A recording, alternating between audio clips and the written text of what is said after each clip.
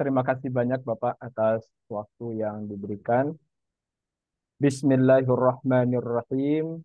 Assalamualaikum warahmatullahi wabarakatuh. Alhamdulillahi rabbil alamin. Wassalatu wassalamu ala asyrafil anbiya'i wal mursalin. Wa ala alihi wa ashabihi ajma'in. Rabbi syrah li sadri wa yassir li amri. Wahlul uqdatan min lisani yafqahu qawli. Yang sama-sama kita muliakan Bapak Ketua Mahkamah Syariah Aceh, yang kita muliakan Bapak Wakil Ketua Mahkamah Syariah Aceh, yang kita muliakan Bapak Ibu Hakim Tinggi Mahkamah Syariah Aceh, kemudian Bapak atau Ibu Panitra, Panitra Muda, Panitra Pengganti pada Mahkamah Syariah Aceh yang saya hormati. Kemudian para peserta bimbingan teknis, mungkin juga ada Bapak Ibu Panitra, Bapak Ibu Panitra Muda, atau juga Bapak Ibu Panitra Pengganti, serta tim IT dari Mahkamah Syariah sewilayah hukum Mahkamah Syariah Aceh yang saya hormati. Pertama dan utama sekali tentunya kita bersyukur kepada Allah Subhanahu wa taala karena atas limpahan rahmat dan hidayahnya kita bisa bersilaturahmi, kemudian berdiskusi dalam forum yang insya Allah dimuliakan oleh Allah Subhanahu wa taala. Salawat dan salam kita kirimkan buat baginda Rasul Nabi besar Muhammad sallallahu alaihi wasallam. Allahumma salli ala sayyidina Muhammad wa ala ali sayyidina Muhammad. Baik Bapak Ibu, sesuai dengan kesempatan yang diberikan oleh eh, dalam hal ini Bapak Ketua Mahkamah Syariah Aceh melalui Direktorat Jenderal Badan Peradilan Agama, terkhusus di bagian Direktorat Administrasi, Bimbingan Administrasi Peradilan Ada Mas Agama, Ewan. saya diberikan kepercayaan untuk menyampaikan materi tentang penyelesaian atau implementasi administrasi perkara secara elektronik di peradilan agama.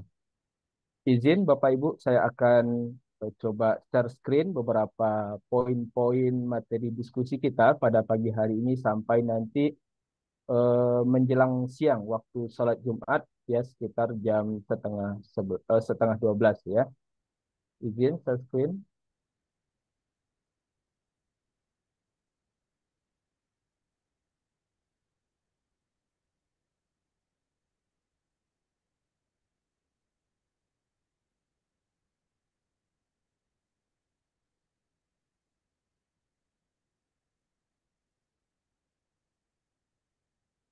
Sudah terlihat ya Bapak Ibu?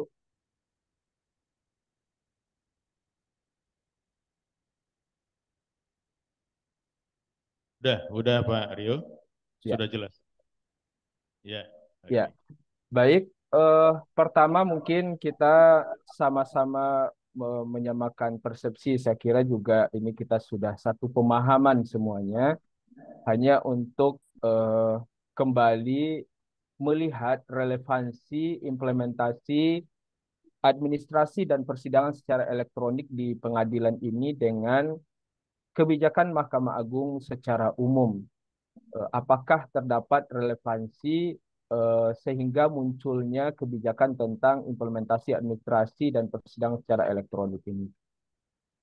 Pertama, kalau kita lihat dari rencana program yang ditetapkan oleh Mahkamah Agung untuk jangka panjang di blueprint atau cetak biru pembaruan peradilan tahun 2010-2035, salah satu eh, kebijakan yang ditetapkan oleh Mahkamah Agung dalam mewujudkan pembaharuan peradilan dalam bidang pendukung administrasi perkara ini adalah mewujudkan implementasi administrasi perkara berbasis teknologi informasi. Jadi kita kalau lihat sekilas tentang munculnya Cetak Biru 2010-2035 ini tentu ada kaitannya dengan reformasi peradilan yang awalnya kita di tahun 2003 itu sudah memiliki Cetak Biru tahun 2003. pada tahun 2008-2009 dilakukan evaluasi terhadap Cetak Biru 2003 itu ternyata masih terdapat beberapa kelemahan. Di antara kelemahan yang masih terlihat dari implementasi Cetak Biru sebelumnya adalah masyarakat masih mengeluhkan beberapa layanan peradilan. Seperti yang pertama adalah biaya untuk mengakses layanan peradilan itu yang masih dianggap cukup tinggi. Kemudian yang kedua adalah masyarakat yang merasa masih sulit untuk mengakses layanan peradilan. Kemudian yang ketiga adalah keluhan masyarakat bahwa layanan peradilan itu masih dirasakan kurang transparan. Untuk mengatasi persoalan ini, pimpinan kita di Mahkamah Agung ketika itu dalam menyusun Cetak Biru yang baru, ya, menyelesaikan beberapa keluhan-keluhan masyarakat dari implementasi Cetak Biru sebelumnya, itu adalah dalam bidang dukungan administrasi perkara, eh, kebijakan yang akan diambil adalah mewujudkan administrasi perkara berbasis teknologi informasi.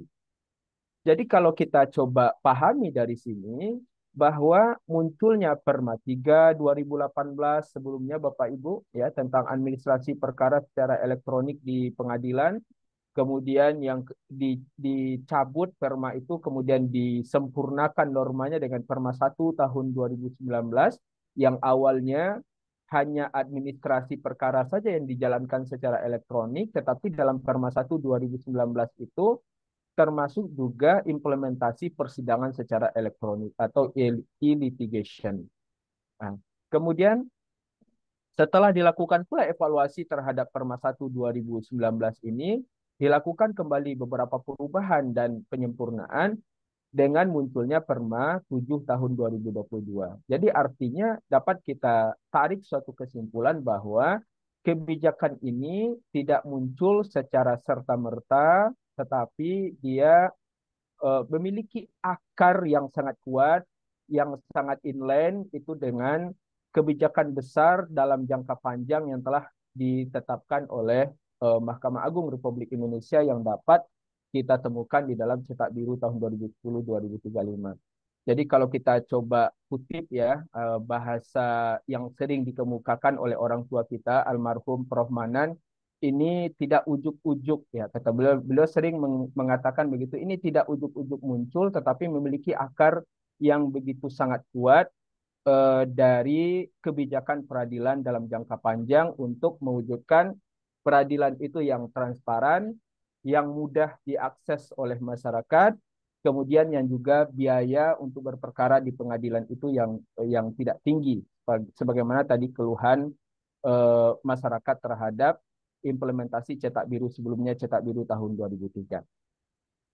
Kemudian yang kedua, bahwa urgensi implementasi administrasi perkara secara elektronik ini juga inline dengan kebijakan prioritas nasional pemerintah, di mana salah satu kebijakan prioritas nasional di bidang hukum itu adalah dalam mewujudkan kemudahan berusaha atau doing business. Jadi kemudahan berusaha. Di antara indikator is doing business ini adalah pertama, kemudahan dalam penyelesaian sengketa kontrak atau akad kalau di kita di peradilan agama. Kemudian yang kedua adalah kemudahan dalam penyelesaian perkara kepailitan dan penundaan kewajiban pembayaran hutang atau kepailitan PKPU. Nah, selama ini masih ada berdasarkan angka indikator penyelesaian dua perkara ini, baik itu perkara wan prestasi misalnya di pengadilan atau perkara kepailitan misalnya untuk di peradilan niaga, itu masih membutuhkan waktu yang sangat panjang. Kemudian juga untuk histori penyelesaian perkaranya juga masih cukup sulit untuk terlacak.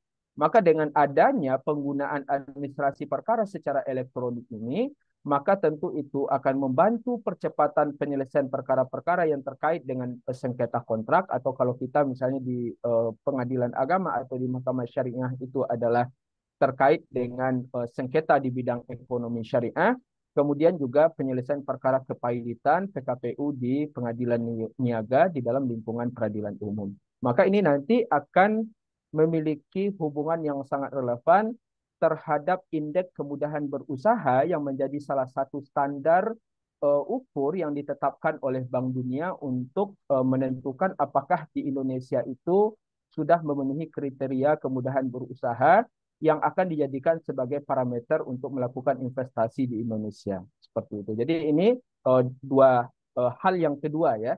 Kenapa administrasi perkara secara elektronik ini urgent untuk kita implementasikan. Kemudian yang ketiga adalah ini menjawab kebutuhan masyarakat di era digital 4.0 atau era society 5.0 ini, bahwa masyarakat dalam era digital ini menghendaki bahwa layanan yang diberikan oleh lembaga negara atau institusi pemerintah itu tidak lagi tersekat dengan sekat ruang dan waktu, tapi mereka bisa mengakses layanan tersebut dengan dukungan teknologi informasi dari mana saja tanpa harus datang langsung ke lembaga atau institusi yang melaksanakan pelayanan itu. Inilah beberapa urgensi Bapak Ibu semua, kenapa administrasi perkara berbasis elektronik ini ditetapkan sebagai kebijakan prioritas oleh pimpinan kita di Mahkamah Agung. Jadi kalau kita lihat di konsideran baik itu di Perma 3 ataupun juga di Perma 1 dan terakhir yang terbaru adalah Perma 7 Bapak Ibu, itu implementasi administrasi dan persidangan elektronik ini adalah untuk mewujudkan penanganan perkara secara efektif, secara efisien, secara modern, dan secara profesional. Baik, kita lanjutkan.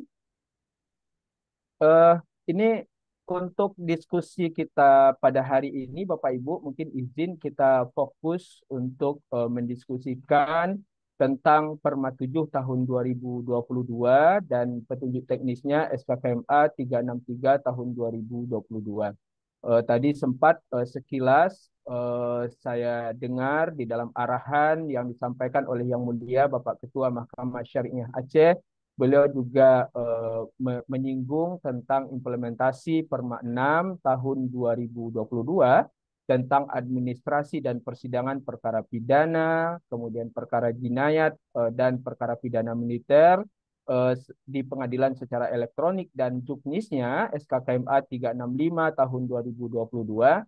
Alhamdulillah Bapak Ibu, kita lihat di dalam diskusi yang terjadi baik itu di grup misalnya ya, atau juga mungkin komunikasi yang langsung dari Mahkamah Syariah di Kabupaten Kota antara Mahkamah Syariah dengan kami di Biro Hukum dan Humas yang ditunjuk oleh Bapak Kepala Biro Hukum dan Humas sebagai Hakim Justisial yang melakukan asistensi implementasi e-Berpadu di wilayah Mahkamah Syariah Aceh. Kita lihat implementasi e-Berpadu sejauh ini di wilayah hukum Mahkamah Syariah Aceh meskipun belum secara maksimal bisa terimplementasi, tapi beberapa fitur yang tersedia di e-Berpadu itu sudah dilaksanakan. Ya, baik itu misalnya tentang implementasi izin, persetujuan sita, geledah, kemudian perpanjangan penahanan, kemudian izin besuk tahanan, ya, kemudian tentang pelimpahan perkara itu sudah diimplementasikan, termasuk juga penetapan permohonan penetapan diversi itu sudah diimplementasikan oleh Mahkamah Syariah di wilayah hukum Mahkamah Syariah Aceh. Jadi alhamdulillah, dan itu juga seperti yang disampaikan oleh Yang Mulia Bapak Ketua Mahkamah Syariah Aceh tadi, bahwa kita Mahkamah Syariah yang ada di Provinsi Aceh diberikan kepercayaan waktu itu oleh Yang Mulia Bapak Ketua Mahkamah Agung untuk menjadi pilot project implementasi aplikasi e-Berpadu ini dalam sebagai wujud untuk mendukung mewujudkan implementasi administrasi dan persidangan perkara pidana secara elektronik di pengadilan. Mungkin sebagai informasi saja Bapak Ibu terkait dengan implementasi Perma 6 yang merupakan perubahan dari Perma sebelumnya, Perma 4 tahun 2020, dan petunjuk teknisnya yang juga sudah tersedia di SKKMA nomor 365 tahun 2022.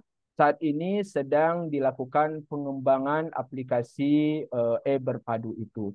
Kalau sebelumnya fitur yang tersedia di dalam aplikasi e-Berpadu hanya terkait dengan administrasi pra persidangan, sementara di dalam Perma 6 dan SKKMA 365 juga menyentuh terhadap implementasi persidangan secara elektronik untuk perkara jinayat di kita di lingkungan peradilan agama, maka saat ini sudah dikembangkan aplikasi itu supaya mengakomodir kebutuhan administrasi perkara dalam proses persidangan.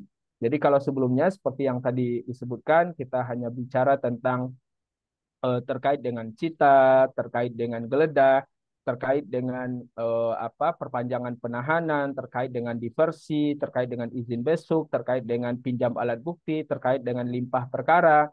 Tapi untuk saat ini karena Perma 6 itu administrasi perkara seluruhnya dilakukan secara tersentral di dalam SIP, dalam sistem informasi perkara, seperti misalnya dalam penyampaian eksepsi, dalam penyampaian pendapat, ya, termasuk nanti misalnya dalam penyampaian pembelaan, dalam penyampaian replik, duplik, ya, itu semua dokumen itu masuk ke dalam SIP, maka saat ini aplikasi e-Berpadu itu sedang dikembangkan sesuai dengan kebutuhan.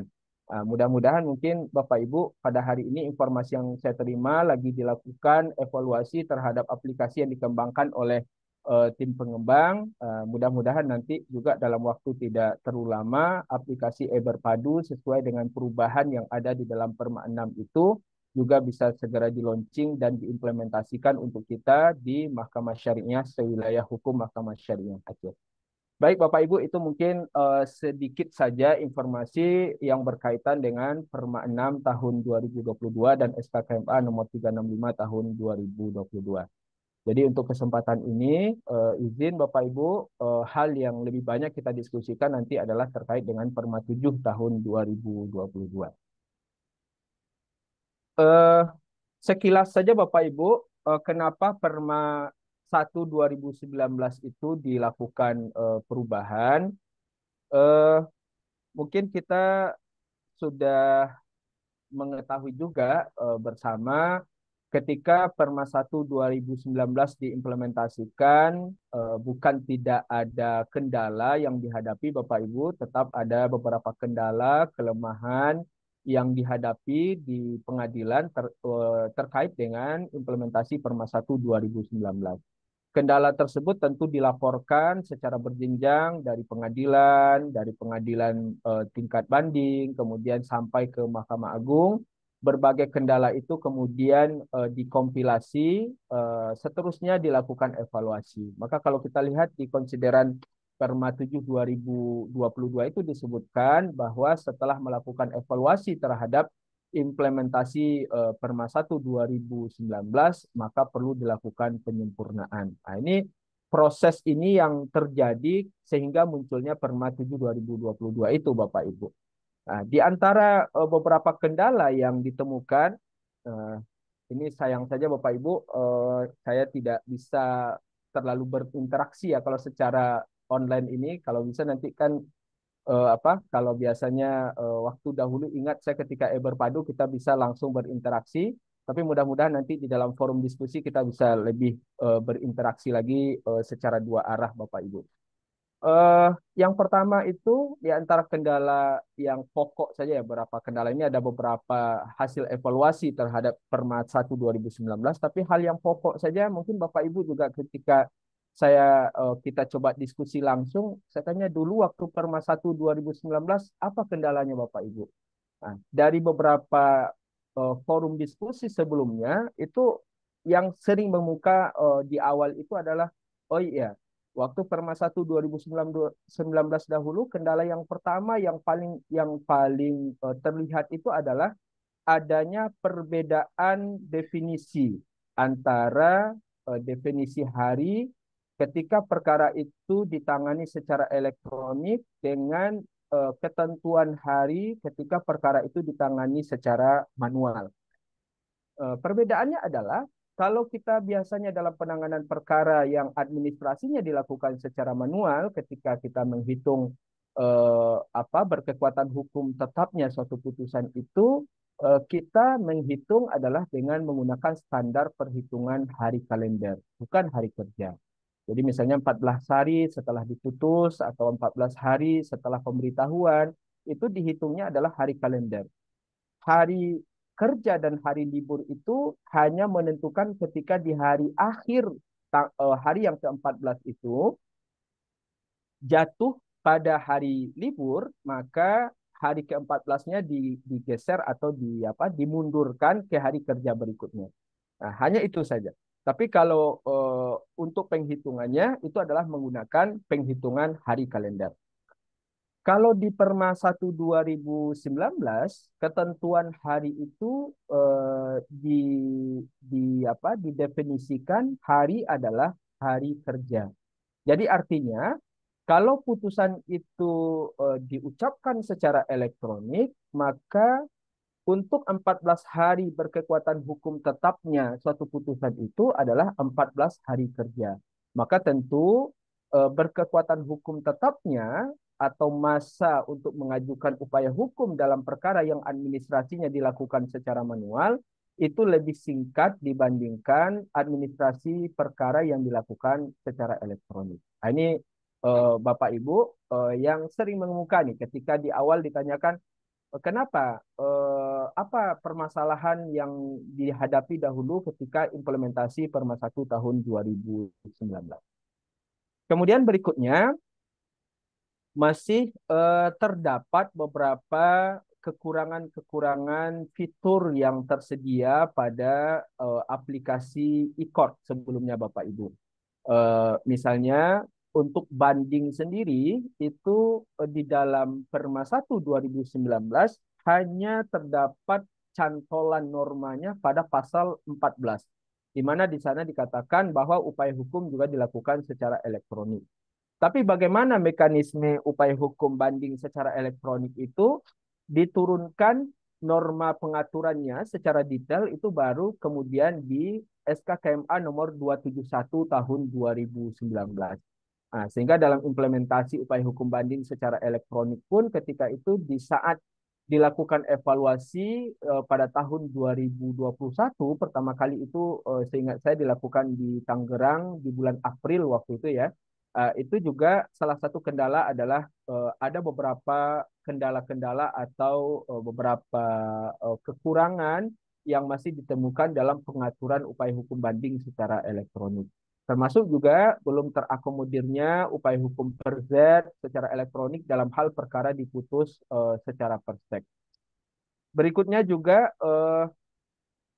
kendala atau kekurangan pengaturan yang ada di dalam Perma 1 2019 itu, tapi ini mungkin untuk lingkungan peradilan umum Bapak Ibu, untuk eh, perkara perdata khusus, misalnya perkara niaga, ya, kemudian perselisihan hubungan industrial, hak kekayaan intelektual, kemudian keberatan atas putusan Komisi Pengawas Persaingan Usaha atau KPPU, kemudian arbitrase. Nah, termasuk kalau arbitrase ini di kita juga untuk gugatan permohonan pembatalan putusan arbitrase syariah, kemudian banding arbitrase syariah ke Mahkamah Agung itu juga belum terakomodir di dalam pengaturan Perma 1 2019. Ini beberapa hal ya Bapak Ibu, mungkin nanti bisa dilihat di dalam eh, bahan presentasi ini, mungkin bisa kita baca bersama Bapak Ibu.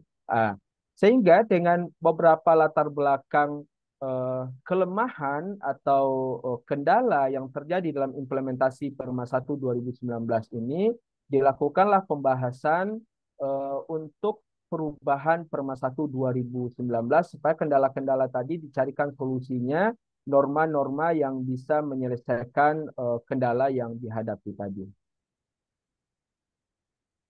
Nah, ruang lingkup pengaturan di dalam Perma 1 2019 yang dirubah dengan Perma 7 2022 ini ada 5 hal Bapak Ibu.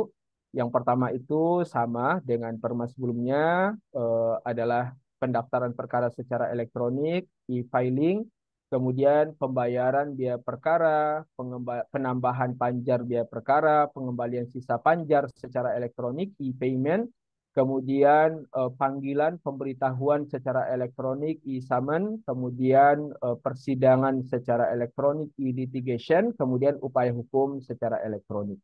Upaya hukum ini nanti termasuk di dalamnya kalau untuk Perma 1 dan Perma 7 ini mengatur upaya hukumnya adalah upaya hukum per Z terhadap putusan Perstek, upaya hukum keberatan terhadap putusan gugatan sederhana, dan upaya hukum banding secara elektronik. Sementara untuk upaya hukum kasasi, upaya hukum peninjauan kembali itu diatur di dalam Perma nomor 6 ya Bapak Ibu tahun 2022. Saya salah tadi untuk perubahan Perma 4 2020 itu adalah Perma 8 tahun 2022 Bapak Ibu. Baik, izin melanjutkan. Kita lihat beberapa aspek pembaharuan ya Bapak Ibu ya terkait dengan Perma 7 2022 ini. Pertama yang berubah terkait dengan pengguna. Kita sudah mungkin memahami, memaklumi bersama kalau pengguna sistem informasi pengadilan itu kita kelompokkan menjadi dua macam pengguna. Pertama adalah pengguna terdaftar, kemudian yang kedua adalah pengguna lain. Pengguna terdaftar dahulu itu cuma satu saja, yaitu advokat. Sementara pengguna lain ini adalah selain advokat. Itu definisi atau ketentuan umum di dalam Perma 1 2019. Saat ini setelah pemberlakuan Perma 7 2022, pengguna terdaftar itu ditambah komponennya Bapak Ibu dengan dua kriteria lagi, yakni pengurus dan kurator. Tapi ini berkaitan dengan perkara perdata khusus kepailitan PKPU di pengadilan niaga dalam lingkungan peradilan umum. Karena apa? Karena tadi seperti di awal kita sebutkan, ruang lingkup eh, dari implementasi administrasi dan persidangan secara elektronik ini tidak hanya lagi terbatas dalam perkara perdata, perdata agama, dan TUN, tapi juga termasuk perdata khusus yang tadi beberapa bentuk perkaranya sempat kita singgung ya Bapak Ibu, seperti perkara kepailitan dan PKPU ini. Nah, dalam perkara kepailitan dan PKPU ini perlu dimasukkan juga pengurus dan kurator ini sebagai pengguna, karena dalam proses pemberesan dalam proses pengurusan itu ada keterlibatan dari pengurus dan kurator ini di dalam penanganan perkara, maka dia perlu juga dimasukkan ke dalam komponen pengguna. Maka karena karakteristik pengurus dan kurator ini sama dengan karakteristik advokat, maka pengurus dan kurator ini dimasukkan ke dalam kriteria pengguna terdaftar Bapak Ibu. Baik, kita lanjut. Yang berikutnya adalah untuk pendaftaran perkara secara elektronik. Pada prinsipnya norma yang terdapat pada Perma 7 2022 kaitan dengan pendaftaran perkara secara elektronik ini tidak terlalu banyak berubah Bapak Ibu. Artinya pihak kalau ingin mendaftarkan perkara secara elektronik, maka mereka login ke dalam aplikasi e-court. Kemudian setelah itu dia memilih pengadilan yang akan dituju, kemudian dia menginput identitas para pihak, kemudian dia mengunggah surat kuasa, misalnya kalau dia sebagai kuasa, atau dan juga mengunggah permohonan atau gugatan dari perkara yang akan dia ajukan. Secara langkah-langkah yang dahulu diatur di Perma 1 2019 itu tidak ada perubahan di dalam Perma 7 tahun 2022 ini.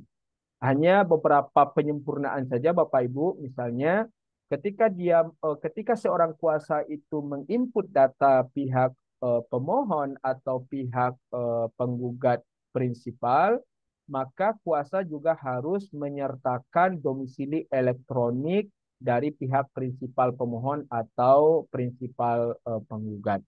Kemudian ketika menginput identitas tergugat, dalam hal diketahui domisili elektronik tergugat, maka juga disertakan domisili elektronik tergugat. Pertama, kita coba diskusikan secara perlahan-lahan Bapak Ibu Kenapa domisili elektronik penggugat ini penting untuk diinput oleh kuasa kalau perkaranya didaftarkan oleh kuasa? Sementara dahulu di dalam Perma 1 2019 dan SKKMA-nya 129 itu tidak diatur sebagai hal yang wajib harus disertakan domisili elektronik pihak prinsipal penggugat atau pemohon ini karena ada beberapa temuan atau kendala yang diketahui Bapak Ibu. Misalnya ada kuasa itu yang mengundurkan diri ya dalam suatu perkara atau ya ada juga misalnya di perkara kita di peradilan agama perkara cerai talak misalnya. Ternyata kuasanya ini sudah tidak lagi aktif dalam mengurus perkara itu. Dalam arti kata dia sudah tidak lagi mengurusi perkara itu, dia sudah tidak lagi memantau perkembangan penanganan perkara itu. Nah, ketika dilakukan panggilan misalnya atau ketika dilakukan pemberitahuan misalnya terhadap proses atau tindakan-tindakan yang terjadi dalam proses persidangan tidak ada kuasanya tidak lagi datang ke pengadilan, kemudian prinsipalnya juga mungkin tidak tahu gitu ya karena sudah tidak ada lagi koordinasi antara kuasa dengan pihak prinsipal. Maka kondisi ini tentu akan merugikan para pihak. Pihak prinsipalnya tidak datang ke pengadilan, bisa-bisa nanti perkaranya misalnya apakah ditolak karena sudah sampai tahap pembuktian, tidak datang lagi ke pengadilan gitu kan, dianggap tidak bisa membuktikan, atau bisa jadi mungkin perkaranya di NO, atau bisa jadi perkaranya gugur, atau mungkin dalam cerai talak misalnya ketika panggilan itu untuk ikrannya masih disampaikan karena domisili elektronik yang ada dalam sistem itu adalah domisili elektroniknya kuasa, dia tidak datang ke pengadilan sampai 6 bulan bisa putusannya gugur kekuatan hukumnya. Hal-hal ini tentu akan merugikan para pihak. Maka untuk mengantisipasi supaya pihak prinsipal pemohon atau penggugat tidak dirugikan, maka disertakan domisili elektronik penggugat atau pemohon. Kenapa? Jadi kalau ada misalnya indikasi seperti tadi, ketika kuasa sudah dipanggil mungkin sekali, 2 kali tidak menggubris, maka panggilan berikutnya bisa langsung disampaikan ke penggugat atau pemohon melalui domisili elektronik yang sudah disertakan oleh kuasanya pada aplikasi e-court atau SIP ya, yang kita sebut secara umum dengan SIP, Sistem Informasi Pengadilan. Nah, ini pertama Bapak Ibu. Kemudian yang kedua, kenapa domisili elektronik tergugat juga disertakan? Karena sesuai dengan ketentuan di pasal 15 ya Bapak Ibu di Perma 7 2022 itu bahwa pihak yang bisa dipanggil secara elektronik itu pada sejak persidangan awal, sejak pemanggilan awal bukan hanya pihak penggugat tapi juga pihak tergugat yang disertakan domisili elektroniknya pada gugatan penggugat. Jadi kalau tergugat itu di gugatan penggugat sudah ada domisili elektroniknya Bapak Ibu, maka untuk persidangan pertama pun tergugat sudah dipanggil secara elektronik. Tetapi nanti untuk terverifikasi atau tidaknya domisili elektronik tergugat itu dilihat pada persidangan pertama. Apakah tergugatnya datang atau tidak? Kalau dalam hal tergugatnya tidak datang, maka sidang ditunda dan tergugat kembali dipanggil melalui surat tercatat. Nah, ini Bapak Ibu. Beberapa hal kalau dalam item yang diinput ketika dilakukan proses pendaftaran perkara secara elektronik. Eh, Seterusnya yang juga berubah dalam hal pendaftaran perkara secara elektronik itu secara elektronik ini atau ada penambahan adalah terkait pendaftaran perkara dengan pembebasan biaya perkara sesuai dengan Perma 1 2014 Bapak Ibu. Jadi kalau dahulu di Perma 1 2019 perkara dengan pembebasan biaya perkara ini atau perkara prodeo ini belum terakomodir untuk didaftarkan secara elektronik. Tapi padahal secara realitanya ada kemungkinan perkara ini nanti didaftarkan secara elektronik. Maka saat ini untuk perkara dengan pembebasan biaya perkara ini sudah sudah dibuka fitur pendaftarannya secara elektronik. Nah, tambahannya perbedaannya dengan pendaftaran perkara yang tadi yang reguler Bapak Ibu adalah dalam hal atau terkait dengan dokumen yang diinput. Jadi kalau perkara itu didaftarkan langsung oleh prinsipal, selain dia mengunggah surat gugatan atau surat permohonannya, dia juga mengunggah permohonan pembebasan biaya perkaranya. Pertama. Kemudian yang kedua adalah dia juga mengunggah bukti ketidakmampuan dia secara ekonomi. Baik itu misalnya SKTM, surat keterangan tidak mampu, atau mungkin dalam bentuk surat keterangan lain atau kartu-kartu identitas lain yang menyatakan dia adalah termasuk orang yang tidak mampu. Mungkin kalau dahulu ada jaminan kesehatan masyarakat miskin, kemudian ada kartu bantuan langsung tunai, misalnya seperti itu ya, atau mungkin ada eh, bukti-bukti ketidakmampuan secara ekonomi yang berlaku di daerah masing-masing ya, yang itu menyatakan dia adalah termasuk masyarakat miskin gitu. Maka itu sebagai dokumen tambahan yang harus diunggah dia. Kenapa ini harus diunggah? Karena kalau untuk perkara dengan pembebasan biaya perkara nanti kan ketika dia mendaftarkan perkara tidak dipungut biaya, maka nanti berdasarkan permohonan itu secara berjenjang dari sekretaris akan memberikan pertimbangan ketersediaan anggaran, ya, kemudian ketua akan mengeluarkan surat keputusan penetapan pemberian pembebasan biaya perkara. Kemudian nanti berdasarkan penetapan dari ketua itu sekretaris akan memerintahkan bendahara untuk mengeluarkan biaya perkara yang ditanggung dari DIPA. Kemudian di kepaniteraan akan melakukan pencatatan pada jurnal perkara yang tadi dari sumber biaya perkara yang keluar dari DIPA itu, gitu ya. Maka tentu perlu ada dokumen yang menjadi pertimbangan. Sebagaimana halnya juga dalam mekanisme permohonan pembebasan biaya perkara secara manual. Ada dokumen itu nanti yang akan menjadi pertimbangan apakah permohonan pembebasan biaya perkara itu akan dikabulkan atau tidak. Nah, kalau misalnya ada pendaftaran perkara dengan pembebasan biaya perkara ini yang dokumennya tidak lengkap, Bapak Ibu, maka di kepanitraan kita, di kepanitraan gugatan atau permohonan ini bisa menolak proses pendaftaran perkara itu dengan alasan dokumen pendaftaran perkaranya tidak lengkap. Nah, kalau kuasa yang mendaftarkan perkara mendaftarkan perkara dengan pembebasan biaya perkara secara elektronik Bapak Ibu dalam hal dia pengguna terdaftar, maka tentu dokumen yang harus dia input itu adalah ada surat kuasanya, ada gugatan atau permohonannya, ada permohonan pembebasan biaya perkaranya, dan ada bukti ketidakmampuan secara ekonomi. Nah, ini perubahan yang juga terjadi dalam ruang lingkup norma pendaftaran perkara secara elektronik. Nah, berikutnya adalah perubahan norma yang berkaitan dengan pemanggilan secara elektronik, Bapak Ibu. Tadi kita sudah sempat singgung sebelumnya bahwa panggilan secara elektronik itu dilakukan bukan hanya terhadap penggugat yang mendaftarkan perkaranya secara elektronik, tapi juga ada kriteria pihak ya yang lain yang juga bisa dipanggil secara elektronik. Tadi kita sebut yang kedua itu adalah tergugat yang ada domisili elektroniknya di dalam gugatan penggugat. Kemudian yang ketiga adalah tergugat yang setuju untuk bersidang secara elektronik. Kemudian yang keempat adalah para pihak yang proses perkaranya dilakukan secara elektronik. Jadi empat golongan atau empat kriteria pihak ini dapat dilakukan panggilannya atau panggilannya Bapak Ibu dilakukan secara elektronik. Jadi bagi penggugat yang mendaftarkan perkaranya secara elektronik itu otomatis panggilannya juga dilakukan secara elektronik. Tergugat yang ada domisili elektroniknya dalam gugatan dipanggil secara elektronik.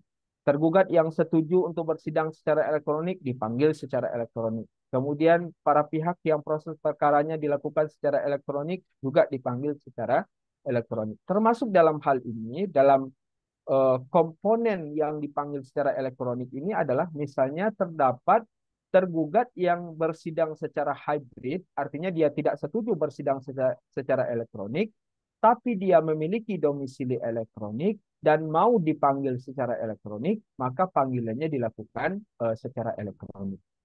Itu poin pertama Bapak Ibu terkait dengan panggilan elektronik ini.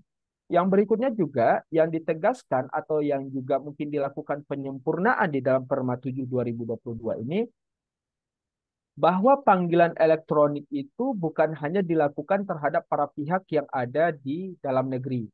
Kalau dahulu panggilan elektronik itu adalah terhadap para pihak yang ada di dalam negeri. Bagaimana kalau di luar negeri? Dahulu masih menggunakan harus menggunakan mekanisme panggilan dengan rogatori, Bapak Ibu, yang ada kerjasama antara Kepaniteraan Mahkamah Agung dengan Kementerian Luar Negeri untuk penyampaian panggilan ke pihak yang akan kita panggil di suatu negara tertentu. Tapi sekarang di Perma 7 itu termasuk disebutkan di pasal 17 kalau saya tidak keliru Bapak Ibu, bahwa para pihak yang berdomisili di luar negeri dalam hal diketahui domisili elektroniknya, maka juga dipanggil secara elektronik. Nah, kalau dia misalnya tidak memiliki domisili elektronik, maka proses pemanggilannya adalah melalui mekanisme rogatori. Tapi kalau ada domisili elektroniknya, dipanggil secara elektronik ke domisili elektronik yang dicantumkan oleh penggugat di dalam surat gugatannya. Bagaimana kalau ketika persidangan pertama setelah dipanggil secara elektronik ternyata tergugat yang tadi berada di luar negeri tidak datang, maka perlakuannya adalah sama dengan tergugat yang berada di dalam negeri. Jadi kalau tergugat tadi yang berada di dalam negeri dipanggil secara elektronik karena ada domisili elektroniknya dalam gugatan penggugat tidak datang, maka panggilan berikutnya adalah surat tercatat. Kalau tergugat yang di luar negeri, kalau setelah dipanggil pada persidangan pertama melalui domisili elektroniknya yang ada dalam gugatan penggugat, dan ternyata tergugatnya tidak datang, maka panggilan berikutnya adalah dilakukan melalui mekanisme panggilan rogatori. Yang tadi kita sebutkan memenuhi kriteria pemanggilan yang disepakati antara Kepaniteraan Mahkamah Agung dengan Kementerian Luar Negeri. Nah, ini kaitan dengan panggilan elektronik, kemudian untuk mengukur resmi dan patutnya panggilan itu, tentu panggilan dilakukan oleh jurusita yang sudah ditunjuk, kemudian jangka waktu pemanggilan minimal disampaikan kepada para pihak adalah 3 hari sebelum persidangan, di luar hari memanggil dengan hari sidang. Nah, itu untuk panggilan elektronik. Selanjutnya adalah panggilan surat tercatat, Bapak Ibu. Nah, ini yang cukup banyak diskusi ya, yang juga cukup banyak ditanyakan dari teman-teman di pengadilan, Bapak Ibu hakim atau kepanitraan di pengadilan, Bapak Ibu.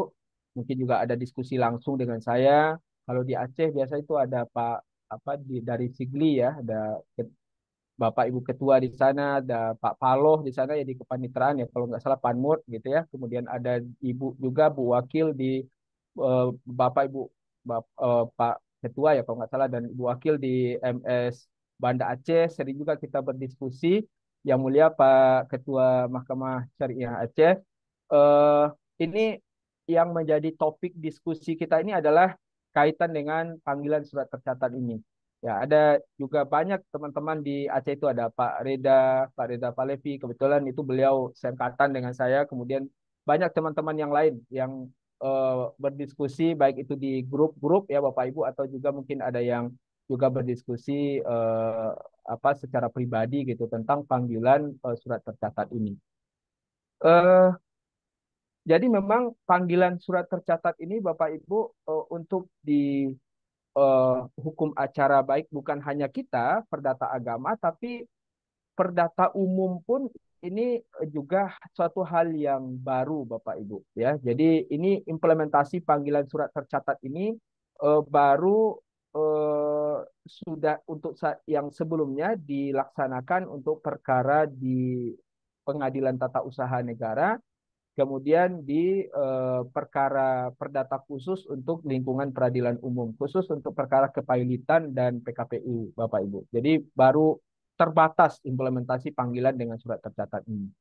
Nah, kemudian ketika diskusi pembahasan Perma 1 2019, ketika itu muncul topik diskusi ketika membahas tentang norma panggilan, eh, bagaimana kalau pemanggilan yang selama ini dilakukan secara langsung oleh